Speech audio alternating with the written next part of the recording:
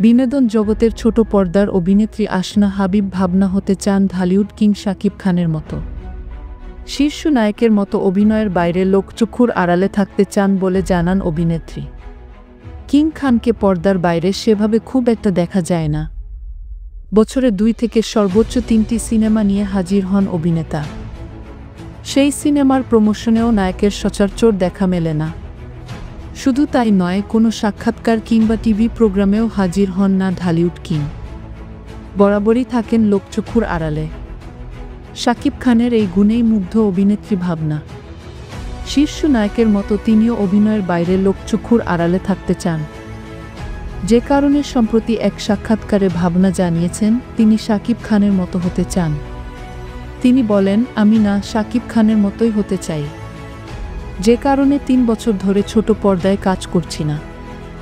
ভয়ঙ্কর সুন্দর সিনেমার জন্য প্রস্তুতি নিচ্ছি। এমনকি কোথাও ইন্টারভিউও দিচ্ছি না।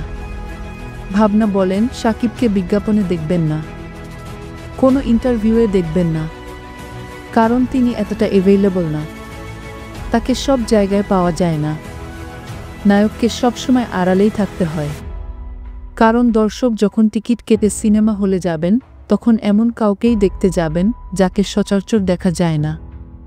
অভিনেত্রী বলেন, শাকিবের বরবাদ সিনেমায় লুক ছিল সুপার। আমি নিজেও কখনো সুযোগ পেলে তার নায়িকা হতে চাই।